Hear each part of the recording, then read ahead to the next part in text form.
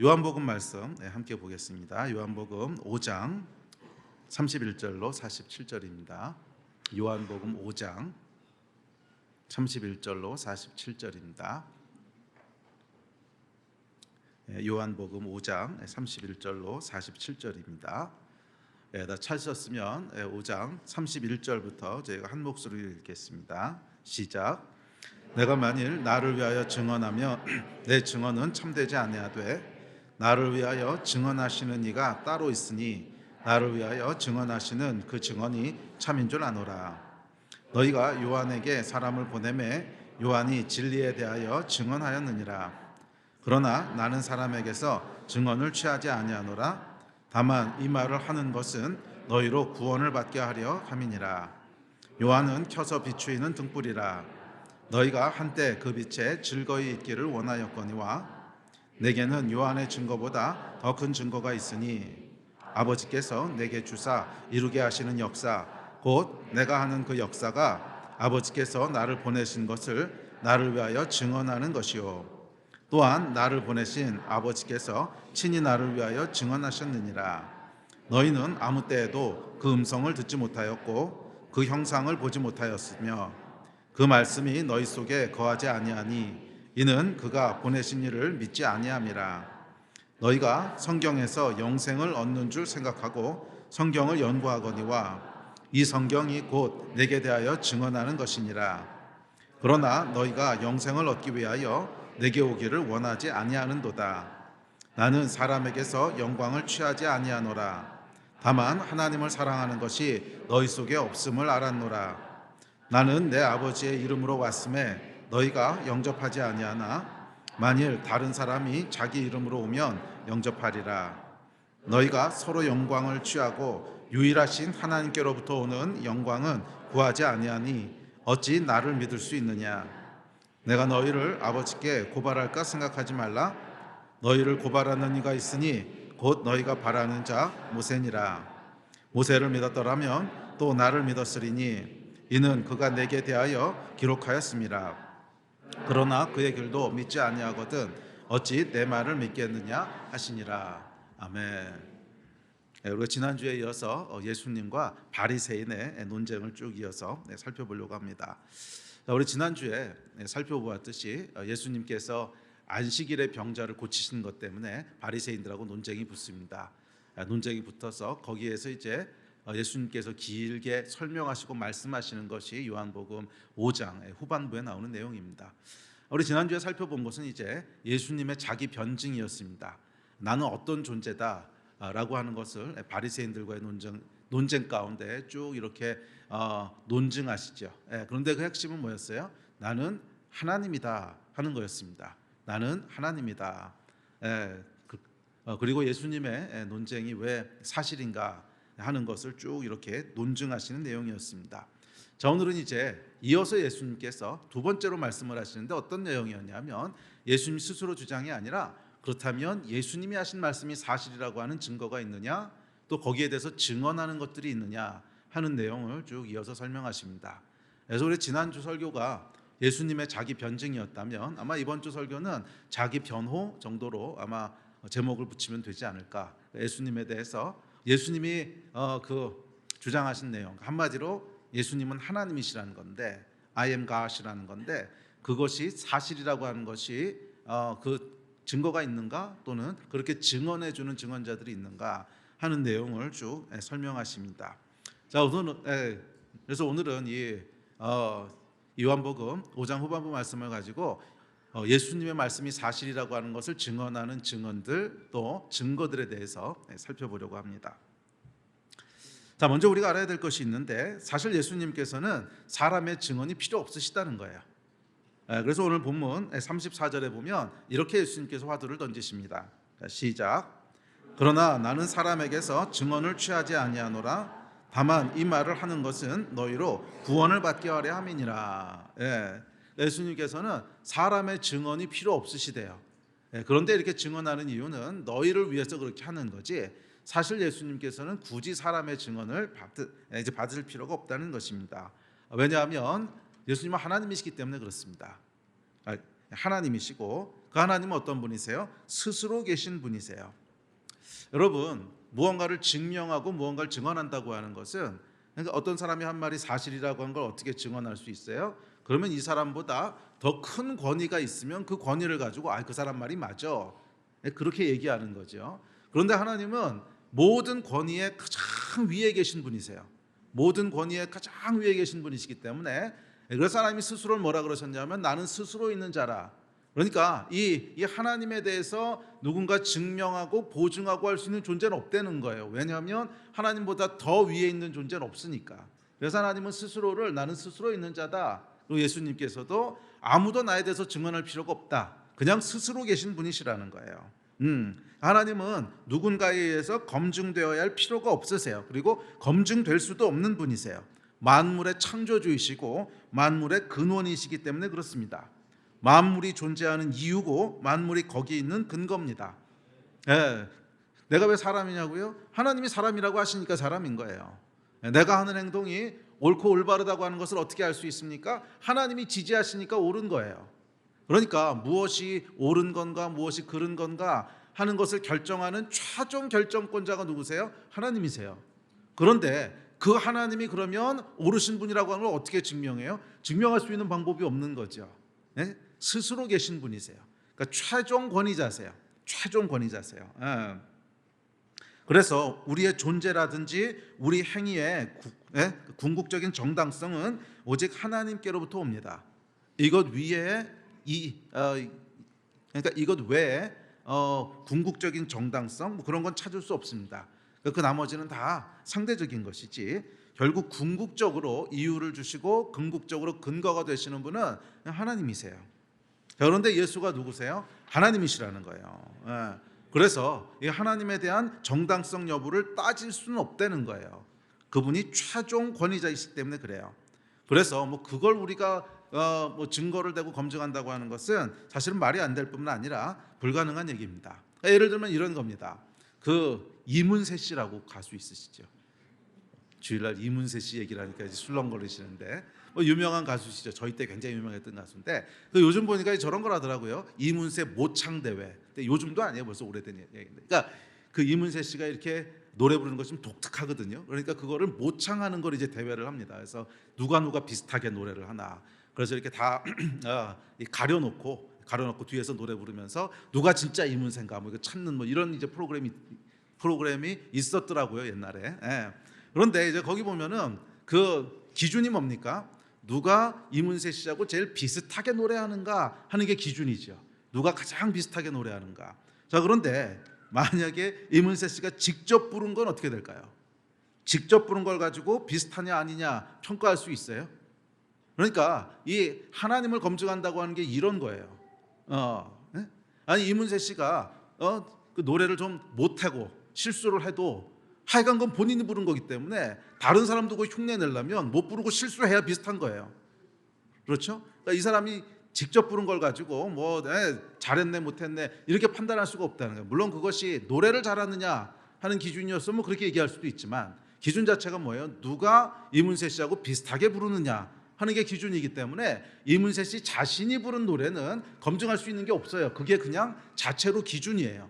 실수해도 그게 기준이고 못 불러도 그게 기준이고, 만약 못 불렀다면 비슷하게 못 불러야 잘하는 거예요.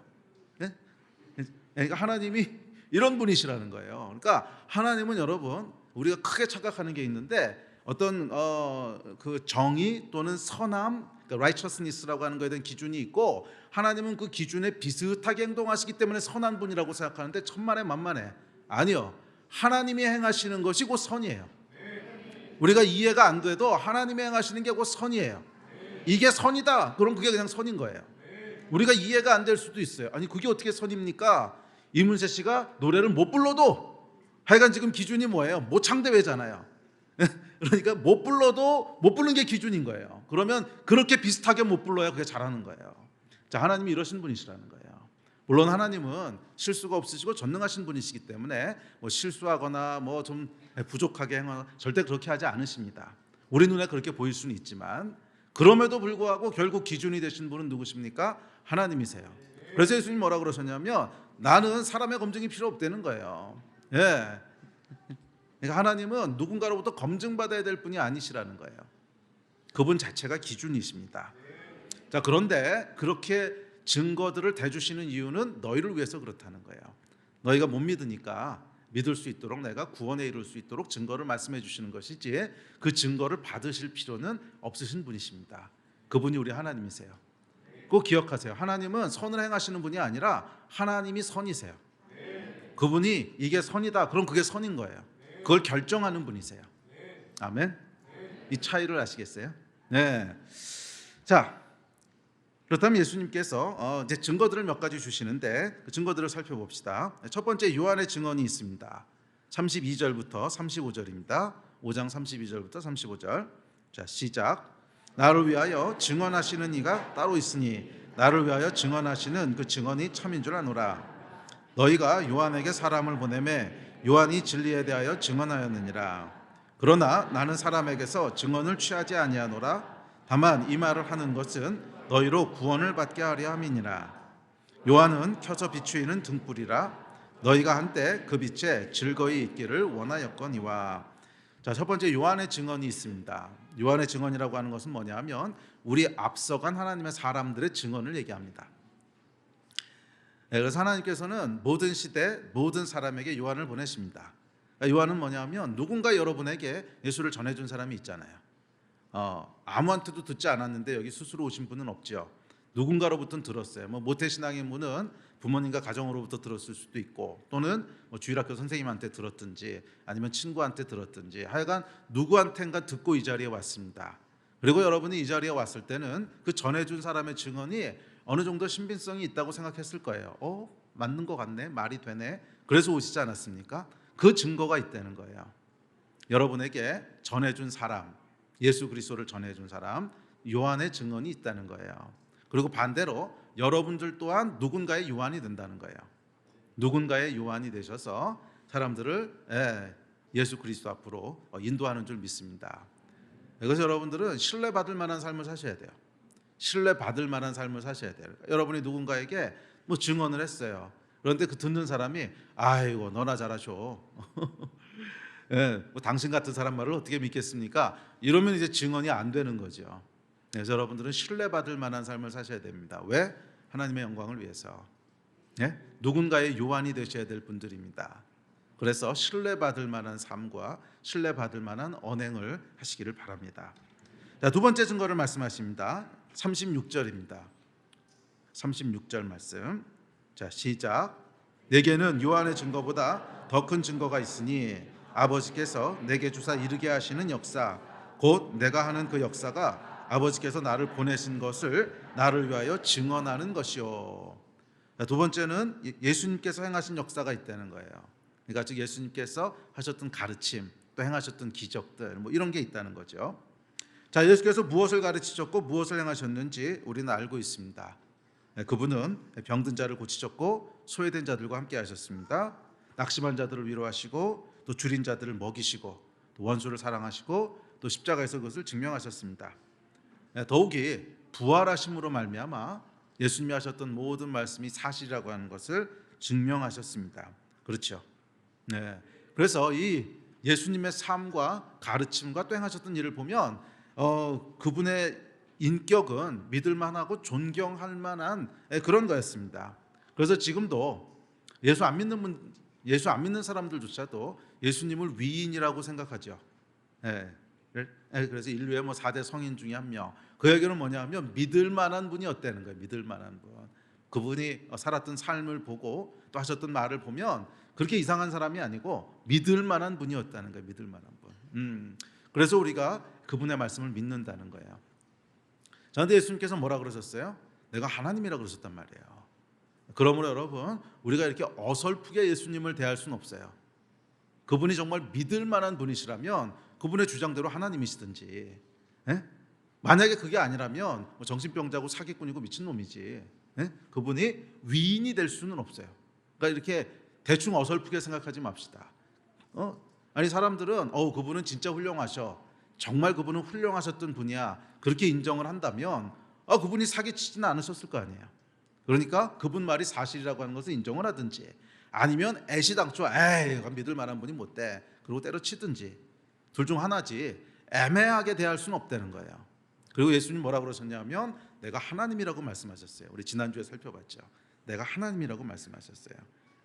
그러므로 여러분 예수에 대해서 알아보십시오. 그렇게 어렵지 않습니다. 성경을 펼쳐서 특별히 우리 요즘 살펴보는 요한복음 말씀 쭉 읽어보세요. 그러면 예수님께서 하셨던 일들과 가르침들이 기록되어 있고 그것이 그분에 대한 증거가 됩니다. 아멘. 자, 예수는 하나님이십니다. 자, 세 번째 증언이 있습니다. 5장 37절 38절입니다. 37절 또 38절 시작.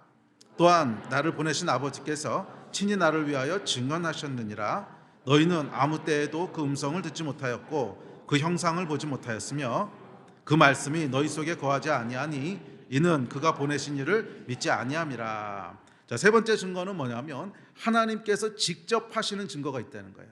직접 하시는 증언이 있다는 거예요. 자, 예수를 증언하시는 성령님의 음성이 있다는 것입니다. 자, 침례 요한 같은 경우도 어떻게 예수가 하나님의 아들이라는 걸 알았죠? 성령이 비둘기처럼 임하시는 것을 보고 아, 저가 하나님의 아들이구나, 메시아구나 하는 걸 알았죠. 자, 이렇듯이 우리에게도 성령께서 주시는 내적인 증거가 있다는 거예요. 성령께서 주시는 내적인 증거가 있습니다. 자, 그런데 이 증거에 대해서는 뭐라 그러냐면 그 말씀이 너희 속에 거하지 아니하니 이는 그가 보내신 이를 믿지 아니함이라 이렇게 질타하십니다. 그래서 이 증거가요, 왜 침례 요한에게는 성령의 그 증언이 있었는데 바리새인들에게는 없었을까? 그렇죠? 그러니까 이 성령께서 증언하시는 것이 어떤 사람에게는 있고 어떤 사람에게는 없었단 말이에요. 그렇다면 왜 침례 요한에게는 있었는데 바리새인들에게는 성령의 증거가 없었는가 하는 것을 예수께서 질타하시는 거예요. 이는 그가 보내신 이를 믿지 아니함이라. 그러니까 바리새인들은 믿지 않았기 때문에 성령님의 증거가 나타나지 않았다는 거예요. 그런데 이 말씀을 이제 듣고 보면 조금 이상하죠. 믿기 위해서 증거가 필요한 건데 믿지 않아서 증거가 안 주어졌다면 그게 무슨 증거인가? 그렇죠? 증거가 필요한 것은 믿기 위해서 증거가 필요한 거잖아요. 그런데 믿지 않아서 증거가 주어지지 않았다면 그게 무슨 증거냐는 거예요. 자, 그래서 여기서 믿음이라고 하는 것은 우리가 생각하는 믿음하고는 조금 다른 걸 알 수 있습니다. 저는 이 믿음은 이렇게 태도라고 번역하는 것이 또 옳다고 생각을 합니다. 그러니까 태도는 뭐냐면 정말 내가 믿고 싶은데 하나님 안 믿어집니다. 도와주십시오 하는 이 태도를 하나님께서 믿음으로 보시는 거예요. 그러나 반대로 안 믿겠다고 하는 강박한 마음이 있어요. 처음부터 믿을 생각이 없어. 그래서 네가 하나님이야? 그럼 날 설득시켜봐. 이런 태도, 그것을 하나님이 불신앙으로 보시는 거예요. 그래서 사실 하나님께서 말이에요, 보시고 말씀하실 때 보면 우리랑은 조금 다른 걸 알 수 있어요. 왜 그러냐면 하나님께서는 과거, 현재, 미래를 다 같이 보시기 때문에 우리하고는 조금 다르게 표현하시고 생각하십니다. 이게 무슨 말이냐면 진짜 믿고 싶은데 안 믿어지는 거 있잖아요. 정말 믿고 싶은데 안 믿어지는 것은 결국 믿게 돼요. 이런 사람은 믿고 싶은데 안 믿어지는 사람은 결국 하나님이 증거를 보여주고 믿게 돼요. 그래서 하나님 눈으로 볼 때는 믿음이 있는 사람인 거예요. 이미 결국 믿을 거니까. 그런데 그 마음이 강팍한 사람이 있어요. 안 믿겠다고 딱 정해져 있는 사람이 있어요. 근데 그런 사람은 아무리 시간이 가도 안 믿을 거거든요. 그래서 하나님께서 우리 눈에는 둘 다 불신앙으로 보이지만 시간을 초월해 계신 하나님의 그 눈에는 다르게 보인다는 거예요. 그래서 성경에도 보면 그렇죠. 믿나이다 나의 믿음 없음을 도와주십시오. 그 아들 이제 고쳐달라고 왔던 사람이 그랬잖아요. 믿나이다 나의 믿음 없음을 도와주십시오. 이것도 읽어보면 좀 황당하죠. 믿나이다 믿음 없음을 도와주십시오. 이게 무슨 말이에요? 그런데 그거를 하나님 믿음으로 보신다는 거예요. 나의 믿음 없는 것을 도와주십시오 하는 겸손하고 진실된 마음, 그것을 믿나이다라고 하나님 보신 거예요. 자, 저는 이 태도가 믿음이라고 믿습니다. 우리가 잘 안 믿어질 수도 있어요. 안 믿어질 수도 있는데 그것이 강팍한 것하고는 달라야 돼요. 이미 안 믿겠다고 삐딱하게 나오는 마음하고는 달라야 돼요. 진짜 믿고 싶은데 안 믿어지는 거고 하나님께서 결국 믿게 해주십니다. 제 지인의 간증인데요. 제가 아는 분이었어요. 근데 이분이 예수 잘 안 믿는 분이었는데 친구 손에 이끌려가지고 이제 수양회를 참석하게 됐습니다. 오래전 얘기인데 이제 수양회를 참석하게 됐어요. 수양회를 참석했는데 그 수양회에 큰 은혜가 있었어요. 정말 하나님의 역사가 막 일어나서 많은 사람들이 예수 믿게 되고 또 성령 받게 되고 막 그런 큰 역사가 있었습니다. 그런데 이분만 아무 은혜를 못 받은 거예요. 혼자서 아무 은혜를 못 받고 그 말씀 들어도 믿어지지도 않고 이제 그렇게 이제 수양회가 끝났습니다. 수양회가 끝나고는 이분이 너무 속이 상한 거예요. 너무 속이 상해가지고서 내가 기대를 하고 왔는데 이 수양회 가면 하나님을 좀 만날 수 있을까 막 이런 기대를 갖고 왔는데 뭐 자기 혼자 아무 경험을 못 하니까 너무 속이 상해가지고서 그 수양회가 다 끝나고 나서 이제 다 가고 사람들이 없는데 혼자 앉아서 이렇게 울고 있었던 거예요. 속상하니까 막 울고 있었던 거예요. 그랬더니 그 친구가 이제 초대했던 친구가 이제 보니까 울고 있잖아요. 그래서 왜 그러냐? 그러고 물어봤더니 그 얘기를 한 거예요. 내가 너무너무 기대를 하고 왔는데 나만 아무 경험도 못하니까 너무너무 속상하고 나는 아직도 안 믿어진다고. 그랬더니 그 친구분이 그럼 같이 한번 기도하자고 우리. 아직 늦지 않았으니까 기도하면 하나님 역사하실 거라고. 그래서 한 서너 명 정도가 모여서 이렇게 기도를 했어요. 이렇게 기도를 했는데 뭐라고 기도했냐면 하나님 이 친구가 좀 안 믿어집니다. 증거를 좀 보여주십시오. 와 그때 그냥 성령이 임하셔가지고서 근데 성령이 어떻게 임하셨냐면 이 말하면 믿거나 말거나인데 그쪽 한쪽 벽에 그 화이트보드가 이렇게 있었어요. 근데 화이트보드에 예수 그리스도가 이렇게 피 흘리시는 모습이 그냥 나타난 거예요. 근데 혼자 본 게 아니고 그 네다섯 명이 다 같이 본 거예요. 그거를. 그러고 이분이 이제 거기서 회개하고 예수를 믿게 됐다는 이제 간증이에요. 저 들었던 뭐예요, 여러분? 마음의 태도. 정말 믿고 싶은데 안 믿어져. 정말 믿고 싶은데 안 믿어져. 그러면 결국 하나님이 보게 하신다는 거예요. 결국 하나님이 믿게 하신다는 거예요. 어떻게든지 증거를 보여주세요. 그런데 그 마음이 그냥 안 믿겠다고 정해져 있어. 공격적이고 교만하고 거기는 아무런 증거가 나타나지 않는다는 거예요. 그러면 여러분 마음을 여러분 잘 하나님 옆에 지키십시오.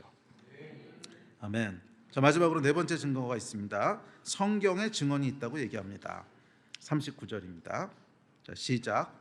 너희가 성경에서 영생을 얻을 줄 생각하고 성경을 연구하거니와 이 성경이 곧 내게 대하여 증언하는 것이니라. 또 46절 시작. 모세를 믿었더라면 또 나를 믿었으리니 이는 그가 내게 대하여 기록하였음이라.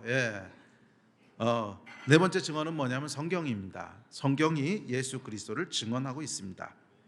많은 사람들이 성경을 통해서 예수를 믿게 되었고 저도 성경을 통해서 예수를 믿게 됐습니다. 예수에 대한 관심이 생겨서 성경을 펼쳐서 읽었어요. 대학교 때 얘기입니다. 그리고 일독을 다 하고 나서 제 고백이 뭐였냐면 예수가 하나님이시구나. 예수가 정말 하나님이시구나. 여러분 성경은 예수 그리스도에 대한 가장 강력한 증언인 줄 믿습니다. 아멘. 자, 그런데 이렇게 증언들을 살펴봤는데 의문이 있습니다. 그러면 바리새인들은 이 성경을 제일 잘 알았던 사람들이거든요. 거의 다 외우다시피 했던 사람들입니다. 자, 그런데 이들은 왜 예수를 알아보지 못했을까? 그렇죠, 이상하죠. 성경도 그렇게 잘 알고 있고 그렇게 열심히 있던 사람인데 왜 예수를 알아보지 못했을까? 자, 그래서 그 다음에 이어지는 예수님의 말씀을 보면 이 모든 증언에도 불구하고 믿지 못하는 사람들이 있다는 거예요. 이 모든 증언에도 불구하고 믿지 못하는 사람들이 있다는 거예요. 그 제가 아는 선교사님 한 분이 이제 선교지에서 선교를 하는데 이제 한 사람이 와서 이렇게 물어봤대요. 아프리카에서 선교를 하셨는데 이 아프리카 사람 하나가 와가지고서 이 선교사님한테 이렇게 항의 비슷한 거예요. 도대체 하나님이 어디 있습니까? 어디를 둘러봐도 하나님을 안 보이는데. 그래서 항의를 한 거예요. 도대체 하나님이 어디 있습니까? 없잖아요. 어디를 둘러봐도 없는데. 그랬더니 선교사님이 아주 멋있는 대답을 하셨습니다. 그러니까 이것저것 풀어 설명하시는 것이 아니라 이렇게 대답하세요. 어디 하나님이 없습니까? 어디를 둘러봐도 하나님으로 꽉 차 있구만. 여러분 두 종류 사람이 있는 거 아십니까? 어디를 둘러봐도 하나님이 안 보이는 사람이 있고요. 어디를 둘러봐도 하나님만 보이는 사람이 있어요. 두 종류의 사람이 있어요. 여러분 어떤 종류 사람이십니까? 예수께서 지금 이 얘기를 하시는 거예요. 이 수많은 증거들을 말씀하시는데 지난주부터 살펴봤잖아요. 예수님의 스스로에 대한 말씀, 또 여러 가지 증거들 아무리 많이 얘기해도 어디 하나님이 있습니까? 증거가 전혀 워킹하지 않는 사람들이 있고, 또 어떤 사람들은 어디를 둘러봐도 하나님이야. 산을 봐도 하나님이고, 하늘을 봐도 하나님이고, 꽃을 봐도 와, 이곳은 누가 만드셨을까? 그렇지, 하나님이지.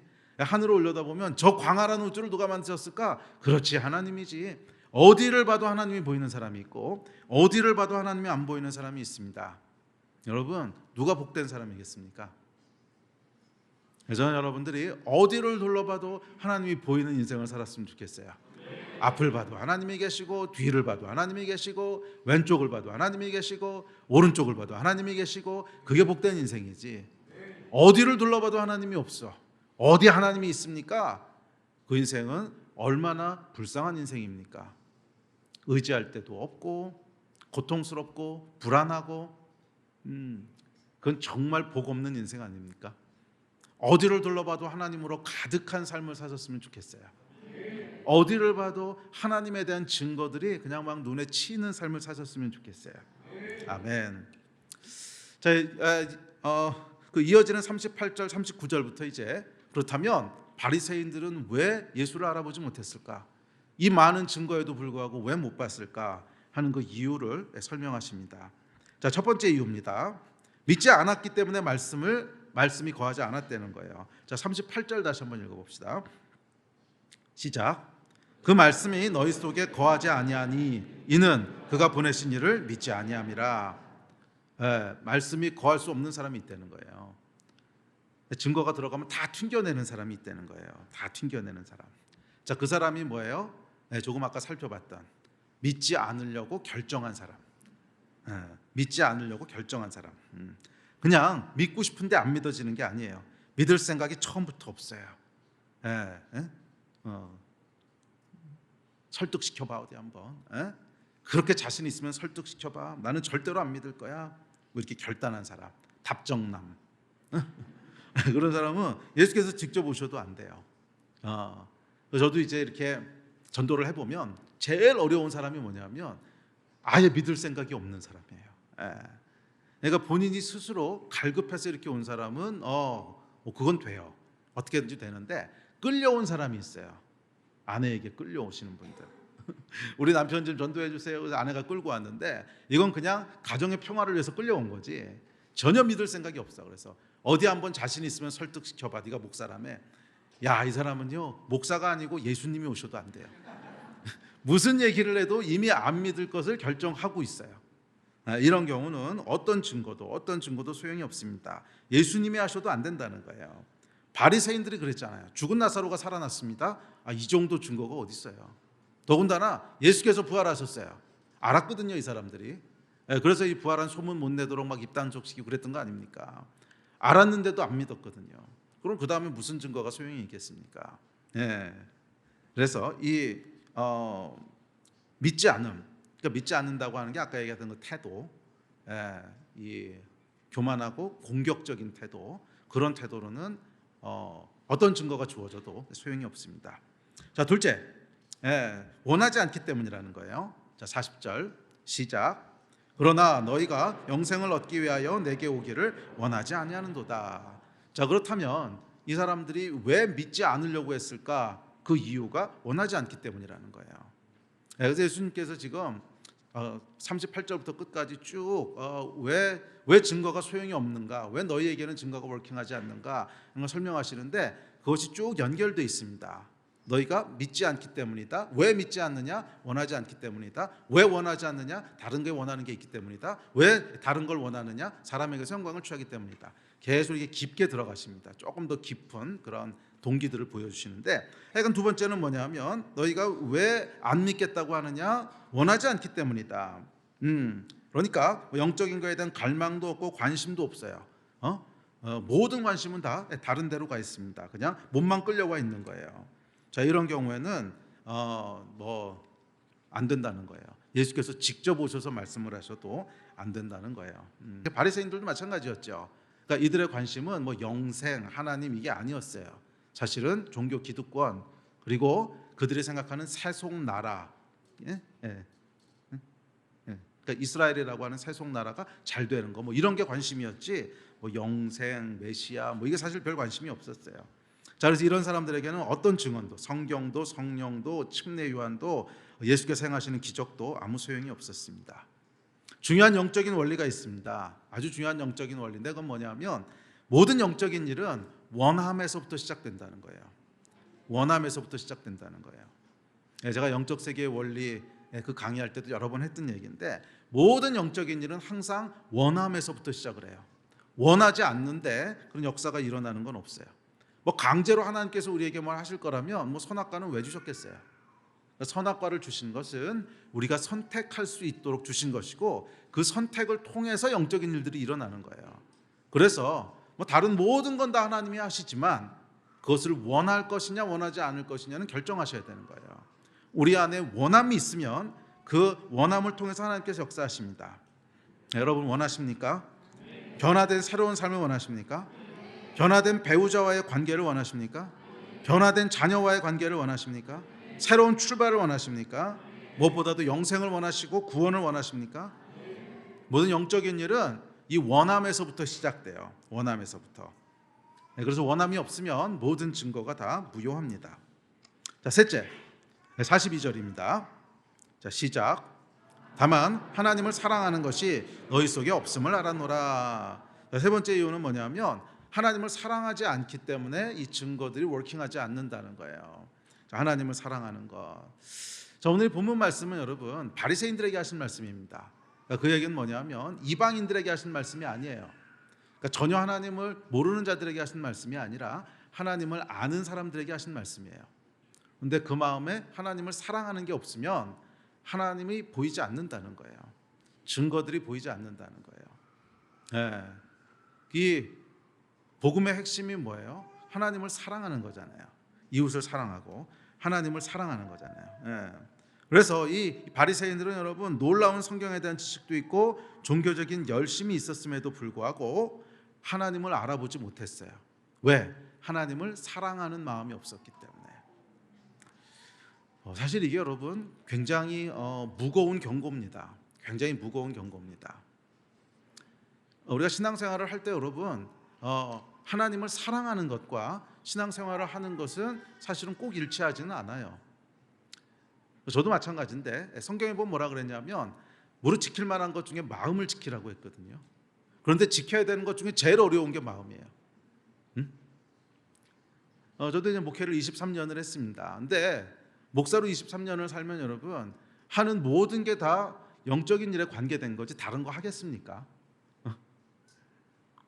그렇죠. 뭐 제가 만나는 사람들도 전부 다 크리스천이거나 아니면 목회자들이거나 선교사님들이고 또 제가 하는 일들도 다 뭐 선교에 관련된 거든지 목회에 관련된 다른 거 하는 게 거의 없거든요.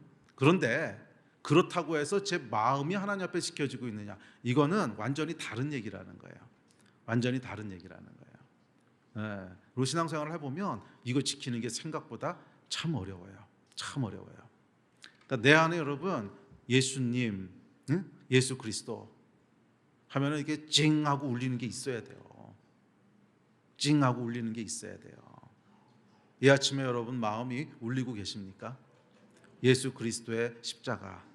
그러면 그냥 이렇게 핑하고 눈물이 돌아야 돼요. 그게 정상이에요. 속지 마십시오, 여러분. 뭐 신앙은 감정이 아닙니다. 뭐 이런 얘기에 속지 마세요. 뭐 감정이 없으면 그게 사람입니까? 우리 삶에서 여러분 감정을 다 빼놓고 생활한다고 하세요. 다 빼놓고 생활한다고 생각해 보세요. 정상적인 인간의 삶이 되겠습니까? 로봇이지. 아니 사람은 여러분 감정을 가지고 있는 존재예요. 물론 감정에만 막 휘둘려서 이리 휘둘리고 저리 휘둘리고 하지 말란 얘기지. 감정을 빼고 어떻게 신앙생활을 합니까? 감정은 우리 생각보다 훨씬 중요해요. 그리고 우리 안에 정말 하나님을 사랑하는 이 마음, 특별히 감정, 그게 여러분 식으면 안 돼요. 식으면 안 돼요. 계속 유지돼야 돼요. 생각보다 참 어려워요. 제가 목사인데도 불구하고 이 마음이 식어졌는데도 불구하고 몸은 열심히 뭔가를 하고 있을 때가 얼마나 많은지 몰라요. 열심히 설교 준비도 하고 뭐 열심히 선교도 하고 열심히 뭔가 하고 있는데 마음은 전혀 움직이지 않아요. 마음은 예수님하고 전혀 연결되어 있지 않아요. 이럴 때 얼마나 많은지 몰라요. 여러분 어떠십니까? 우리 지킬 만한 것 중에 여러분의 마음을 지키십시오. 마음을 지키십시오. 다른 거 다 이전에 마음이 여러분 지켜져야 돼요. 정말 하나님, 예수 그리스도, 그러면 우리 마음에 계속 울림이 있어야 돼요. 계속 울림이 있어야 돼요. 하나님을 사랑하는 마음.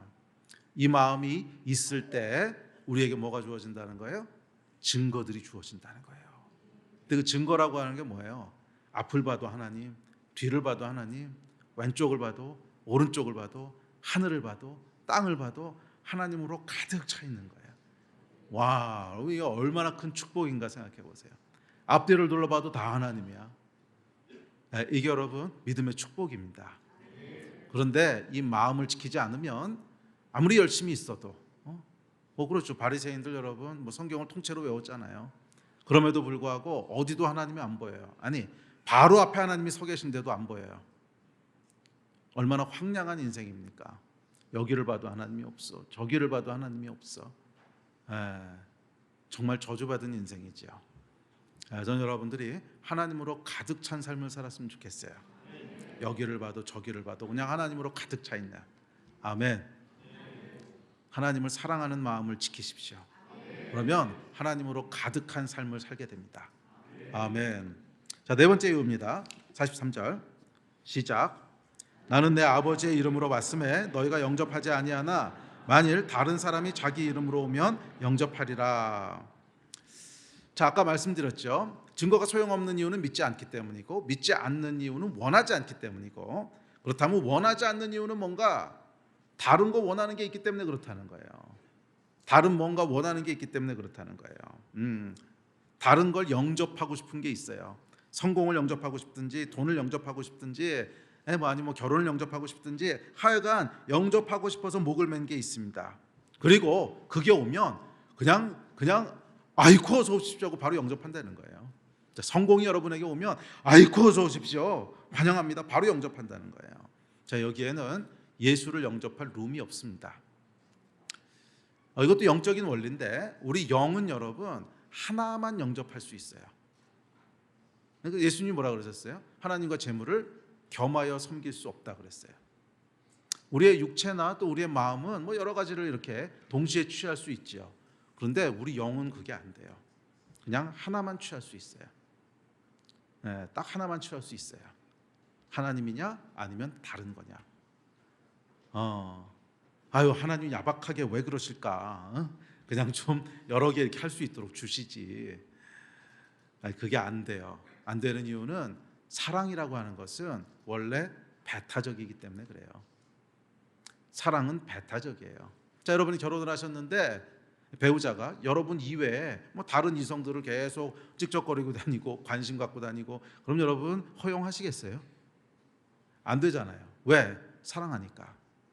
사랑이라고 하는 것은 독점적이고 배타적이에요. 그리고 하나님은 사랑이세요. 그래서 다른 것과 겸하여 섬길 수가 없다는 거예요. 그래서 하나님과 우리 사이의 그런 영적인 연합을 결혼에 비유해서 설명을 하죠. 성경은 여러 곳에서 그렇게 설명을 하고 또 우리를 그리스도의 신부라고 얘기하고. 그러니까 신부는 한 남편하고만 결혼을 하는 거지 다른 존재하고 결혼할 수 없어요. 영이 그렇다는 거예요. 우리 영은 하나만 영접할 수 있어요. 그러므로 여러분이 하나님을 영접하기 원하신다면 손에 든 다른 것은 내려놓으셔야 됩니다. 손에 든 다른 것은 내려놓으셔야 돼요. 그건 그냥 하나님께서 주시면 감사하게 받고 안 주시면 없어도 되고 그렇게 취급하셔야지, 그것이 여러분의 영혼을 사로잡으면 안 돼요. 우리의 영혼은 어디에 사로잡혀야 돼요? 하나님께만 사로잡혀야 돼요. 아멘. 자, 마지막 다섯 번째 이유입니다. 44절 시작. 너희가 서로 영광을 취하고 유일하신 하나님께로부터 오는 영광은 구하지 아니하니 어찌 나를 믿을 수 있느냐. 자, 다섯 번째 이유는 하나님께로부터는 영광을 취하지 않고 사람에게서 온 영광을 취한다는 거예요. 자, 우리 예배팀 앞으로 나오십시오. 자, 영광이라고 하는 건 뭐냐면 중요한 것, 높아지는 것, 자랑스러운 것, 이런 걸 의미합니다. 자, 하나님께로부터 영광을 취한다고 하는 건 뭐냐면 하나님께서 여러분을 어이쿠 잘했다, 너는 너무 충성되구나 높여주시는 거, 그것을 원하는 것이 하나님께로부터는 영광을 취하는 거예요. 그런데 사람들은 그걸 원하는 게 아니고 사람들에게서 온 영광을 취한다는 거예요. 그건 뭐예요? 그 사람들이 어이쿠 너무 잘하셨네요, 너무 훌륭하십니다, 칭찬하고 인정해주고 그것을 원한다는 거예요. 그래서 하나님께로부터 오는 증거를 보지 못한다는 것입니다. 타락한 죄의 결과입니다. 죄의 결과 여러분, 우리 영이 죽습니다. 육만 남아서 땅에 속한 존재가 되지요. 자, 그러니 영이신 하나님은 보이지 않아요. 하나님의 존재도 보이지 않고 그분의 영광도 보이지 않습니다. 눈에 보이는 이 땅의 영광만 화려하게 보입니다. 이게 여러분 죄거든요. 죄. 그 결과 어려서부터 뭐예요? 땅의 영광을 추구하면서 자랍니다. 부모의 칭찬, 또 친구들의 부러움, 사회에서의 성공, 다 땅의 영광만을 추구하면서 자라요. 학교에서 주는 상장, 명문대학 졸업장, 또 각종 메달, 연봉, 사람들이 서로 주고받는 영광에 익숙해져 갑니다. 돈이 주는 영광에 익숙해져 갑니다. 근데 저와 여러분도 하나님 만나기 전까지는 그 영광 추구하면서 산 거 아닙니까? 세상이 주는 영광. 그래요, 여러분, 사람들은 하나님께로부터 오는 영광에는 관심이 없습니다. 그 영광이 뭔지 보지도 못하고요, 알아도 별로 취하고 싶어 하지 않아요. 왜? 십자가니까. 십자가를 하나님께서 훌륭하다고 높이시고 십자가를 칭찬하시는데 별로 매력적이지 않아요. 십자가가 무슨 매력적입니까? 그러니까 하나님께서부터 영광을 취하려고 하면 세상에서는 조롱받기 딱 십상인 거예요. 조롱받기 딱 십상인 거예요. 십자가의 영광 별로 매력적이지 않습니다. 그것보다는 사람들에게서 오는 영광이 훨씬 매력적이에요. 그리고 이것 때문에 모든 증거가 다 막힌다는 거예요. 그러니까 이 사람에게서 오는 영광이, 세상 영광이 우리 눈을 가리고 우리 귀를 가립니다. 오늘 예수 그리스도의 이름으로 축복합니다. 눈과 귀가 열릴지어다. 눈과 귀가 열릴지어다. 진짜 영광이 뭔지를 보게 될지어다. 참된 영광이 뭔지, 영원한 영광이 뭔지, 십자가가 왜 영광인지를 볼 수 있게 되기를 주의 이름으로 축원합니다. 이걸 보는 눈이 복된 거예요. 이걸 보는 눈이 복된 거예요. 자, 그래서 이 하나님께서 주시는 영광을 원하고 추구하는 사람에게는 이제 앞을 봐도 하나님, 뒤를 봐도 하나님, 위를 봐도 하나님, 하나님으로 가득 차게 돼요. 그러나 세상의 영광을 계속 바라보는 사람은 어디를 바라봐도 하나님이 안 보일 겁니다. 참 가련한 인생이에요. 황폐한 인생 아닙니까?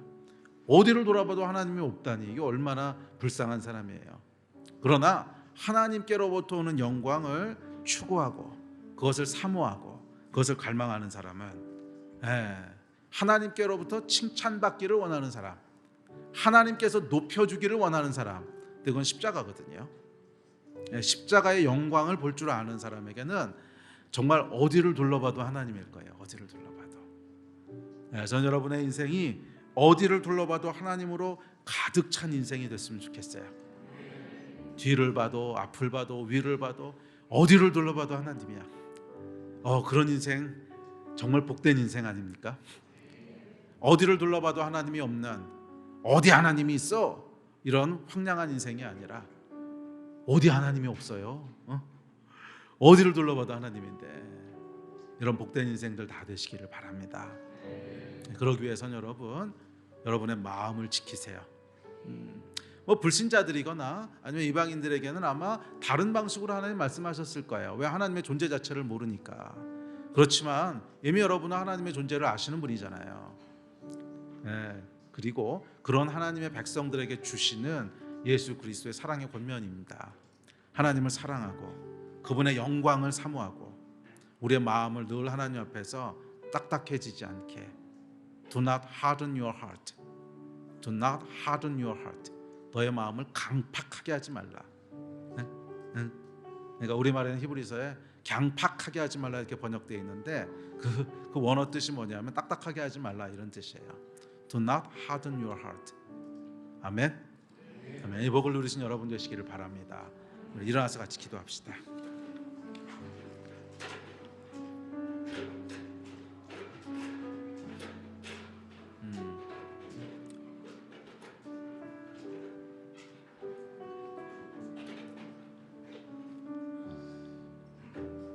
저는 이 아버지의 그 간절한 기도가 이렇게 참 마음에 남아요. 내가 믿습니다. 나의 믿음 없는 것을 도와주십시오. 이게 참 모순되는 기도인데 그래도 그 안에 갈급함이 보이지 않습니까? 주님 도와주십시오. 내가 정말 믿고 싶은데 내 믿음이 이렇습니다. 내가 믿습니다. 나의 믿음 없음을 도와주십시오. 네, 오늘 여러분 한번 기도하지 않으시겠어요? 네, 우리의 영의 귀를 여시고 영의 눈을 여시는 것은 성령님의 도우심입니다. 네, 이 간절히 이 아버지가 기도했듯이 내가 믿습니다. 나의 믿음 없음을 도와주십시오. 그렇게 기도했듯이 우리도 하나님 앞에 나가서 좀 기도합시다. 우리 마음을 지킬 수 있도록 도와주십시오. 이 정말 어려워요. 나는 잘 지키고 있어 이런 분이 있다면 정말 존경스러운 분입니다. 저는 해보니까 잘 안 되더라고요. 수시로 잊어버려요. 수시로 잊어버리고 그냥 삶의 일에 치여서 종교 행동을 하고 있는 것이지 내 마음은 싸늘하게 식어 있을 때가 얼마나 많은지. 혹시 오늘도 여러분 그런 분이 있다면 다시 한번 하나님, 우리 마음이 하나님 앞에 뜨거워지는 은혜가 있게 해주십시오. 우리의 눈을 열어주시고 우리의 귀를 열어주셔서 살아계신 하나님을 보게 하여 주십시오. 십자가의 은혜를 보게 하여 주시고 우리 하나님의 사랑이 우리 마음 가운데 부어지게 하여 주십시오. 이를 위해서 우리 간절히 한번 기도합시다. 다 같이 기도하실 때 주여 3번 부르짖고 다 같이 합심해서 기도하십시다. 주여, 주여, 주여. 하나님, 우리가 다시 한번 간절히 하나님께 기도하며 나아가오니 우리 안에 하나님을 향한 마음들을 부어주시고 하나님 식지 않는 하나님을 향한 열정들을 부어주셔서 우리 마음을 하나님 앞에 부드럽게 유지하게 하여 주시옵소서.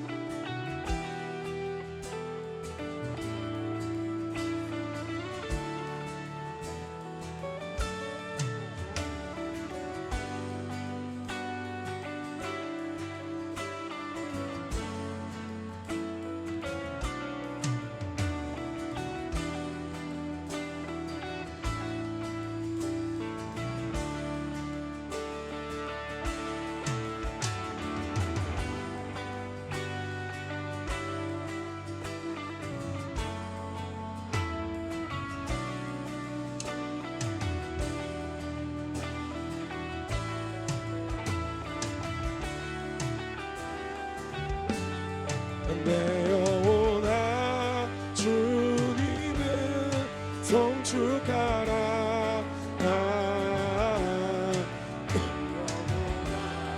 주님을 찬양하라. 내 영혼아 주님을 송축하라. 내 영혼아 주님을 찬양하라.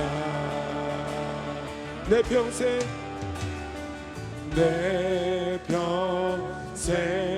사는 동안 주 찬양하리. 여호와 하나님 내 주를 찬양하리. 주님을 묵상함이 즐겁도다. 내 영혼 주 안에서 참 기쁘리. 내 영혼아 주님을 송축하라. 내 영혼아 주님을 찬양하라. 내 영혼아 주님을 송축하라. 내 영혼아 주님을 찬양하라. 내 평생 사는 동안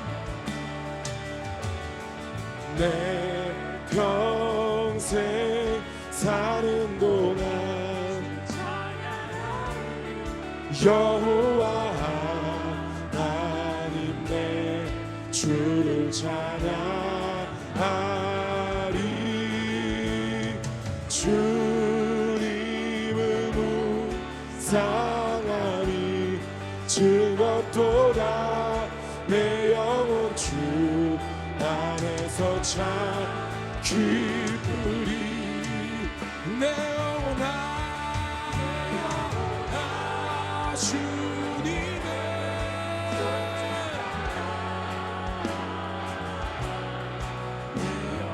나 주님을 찬양하라. 내 영혼아 주님을 송축하라. 내 영혼아 주님을 찬양. 내 영혼아 주님을, 내 영혼아 주님을 송축하라. 내 영혼아 주님을 찬양하라. 내 영혼아 주님을 송축하라. 내 영혼아 주님을 내 영혼아 주님을, 내 영혼아 주님을 송축하라.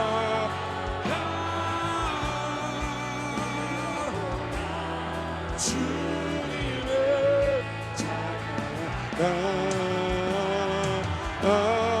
내 영혼아 주님을 송축하라.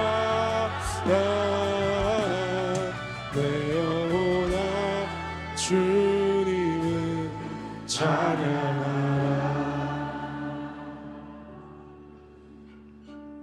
하나님을 경배하고 또 하나님을 경외합니다. 주님, 우리 마음 가운데 늘 하나님을 사랑하는 마음을 주시고 늘 하나님을 경외하는 마음을 주셔서 정말 우리의 모든 삶이 여호와 하나님으로 꽉 찬 인생들 다 되게 하여 주십시오. 좌우를 둘러봐도 앞을 보고 뒤를 보아도 여호와 하나님으로 가득한 인생들 다 되기를 간절히 소원합니다. 여호와 하나님이 보이지 않는 그런 황량한 인생 되지 말게 하여 주시고 정말 여호와 하나님으로 가득한 또 복되고 풍성한 인생들 다 되기를 소원하오니 주여, 우리 마음 가운데 정말 하나님을 예배하는 마음, 하나님을 경외하는 마음, 또 하나님을 사랑하는 마음 늘 잃지 않고 충만케 하여 주십시오. 성령님 도와주시고 성령님 우리 안에 역사하여 주셔서 그 마음을 늘 지키게 하여 주시기를 주님 다시 한번 간절히 소원합니다. 감사합니다. 주 예수 그리스도 이름으로 기도했습니다. 아멘. 아멘.